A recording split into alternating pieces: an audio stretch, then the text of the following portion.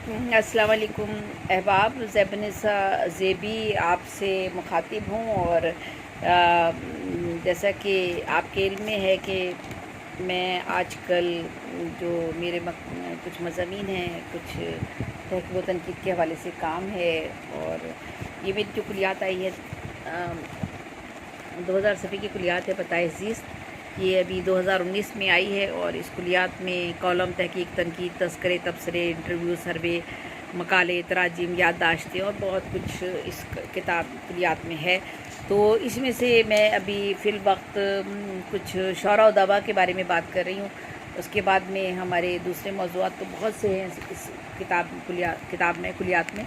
तो ये एक मज़मून में जमाल अबड़ो के हवाले से जो है वो मैं यहाँ पेश करना चाह रही हूँ। आज मैं जिस शख्स से बात कर रही हूँ वो है जमाल अबड़ो और ये मज़मून मैंने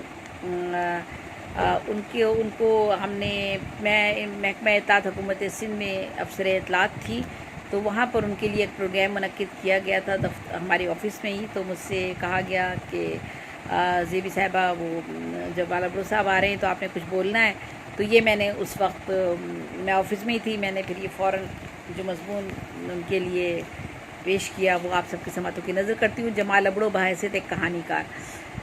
कोई शायर, अदीब या मुसन्निफ़ किसी ख़ास इलाके, ख़ास तबके, किसी ख़ास ज़बान का शायर या अदीब नहीं होता, मगर बल्कि उसके ख़यालात आफ़ाक़ी और इज्तिमाई होते हैं। उसकी सोचें और अंदाज़ फ़िक्र की गहराई इस बात का पता देती है कि वह आलम इंसानियत की फ़लाह व मसाइल पर भरपूर नज़र रखता है। मेरे इस ख़याल की तायीद के लिए इकबाल, गालिब, फैज़, भिटाई, इस्मत, करशचंदर, मंटो जैसे मारूफ़ मुसन्निफ़ों के नाम काफ़ी है, बल्कि बहुत हैं। अगर हम आलमी अदीबों का नाम लें तो वो तो फिर काफ़ी लंबी लिस्ट हो जाएगी। सवाल ये नहीं कि सिंधी अदब और उर्दू अदब में किस हद तक यह गानगत है। चूँकि पाकिस्तान का रहने वाला हर शहरी, ख़्वाह उसका ताल्लुक़ किसी भी सूबे से हो, उसके ख़यालात, मिजाज, रुझानात और सकाफ़त में गहरा ताल्लुक़ पाया जाता है। इसकी बुनियादी वजह यह है कि एक मज़हब, एक कौम और बहैसियत इंसान होने के नाते हमारे मसाइल और फ़िक्र रुझानात में यगानियत व हमगिरियत पाई जाती है।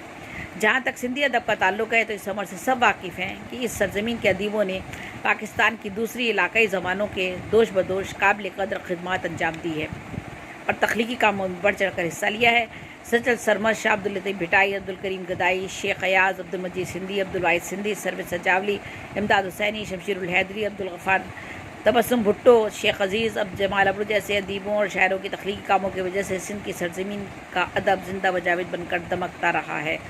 बहुत से नाम हैं, मैंने सिर्फ चंद नामों का जिक्र किया है, तो ये ना समझिएगा कि वो नाम इसमें शामिल नहीं है। ये सिर्फ इसलिए कि मुख्तलिफ़ ज़बानों और बोलियों के तज़ाद के बावजूद हम सब एक ही मादरे वतन के सपूत हैं।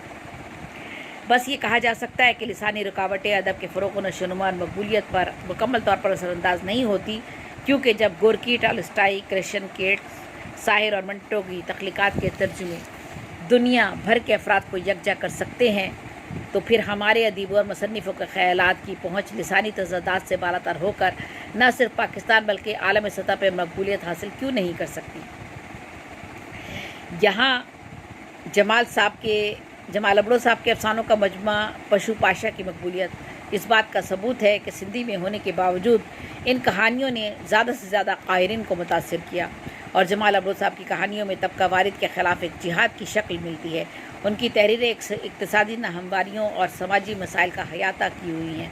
बुनियादी तौर पर चूँकि जमाल साहब का ताल्लुक़ मुतवस्सित तबके से है, इसलिए उनकी तहरीरों में भी हक़ाइक़ और सच्चाइयाँ अपनी तमाम तर जगमगाहटों के साथ मिलती हैं। इंसाफ़ और इंसानियत का एहतराम आपकी तहरीरों का ख़ासा है। आपकी तहरीरें अक्सर व पेशतर मेरी नज़र से गुज़रती हैं। आपके अंदाज़े फ़िक्र में समाज का दर्द है, आम आदमी के मसाइल का तस्करा है, उसकी फ़िक्र और सोच की कहानियों के किरदार हैं। यही चीज़ जो कि एक इंसान को आपके अफसानों में अपना अक्स देखने पर मजबूर करती है। आपकी तहरीरों में इंसानी हकूक़ की जद्दोजहद की अलामतें बहुत वाज़े अंदाज़े मिलती हैं। आप जैसा अंदाज़े फ़िक्र दरअसल खुद जवानों में बड़े भरपूर अंदाज में जमा होता है और रफ्ता रफ्ता कम हो जाता है। लेकिन इन्हीं लोगों में कुछ लोग ऐसे भी होते हैं जो कि जज्बे और फ़िक्र के पौधे को लहू से सींच कर एक तनावर दरख्त की शक्ल देते हैं और ऐसा दरख्त बिला इम्तियाज़ रंग व नस्ल और कौमियत के हर शख्स को साया फराहम करता है। अगर मैं ये कहूँ कि जमाल अरबुल साहब का नाम भी उन्हीं लोगों में शामिल किया जाना चाहिए तो कतई मुबालगा ना होगा, क्योंकि जमाल साहब तजर्बात, मुशाहिदात और उम्र के शदीद तरीन जज्बों और तकाज़ों की भट्टी से गुजर कर एतदाल, एतमाद और ठहराव की मंजिल पर कदम जमा चुके हैं। तो ये मज़मून जो है मैंने बहुत मुख्तसर सा यहाँ पर पेश किया है, और जो है वो चूँकि ज़खामत मेरी किताब की 2000 सफ़े से भी ज़्यादा है तो बेशुमार मज़ामीन तो रह भी गए, और बहुत से मज़ामीन की मैंने काट छाँट भी की और उन्हें मुख्तसर भी किया। तो आज मैंने ये ख़राज अक़ीदत पेश किया है जमाल अब्दुल साहब बहैसियत कहानीकार, और ज़ैबुन सज़ीबी आपसे मुखातिब थी। इजाज़त दीजिए, अल्लाह हाफ़िज़ और अपना ख्याल रखिएगा।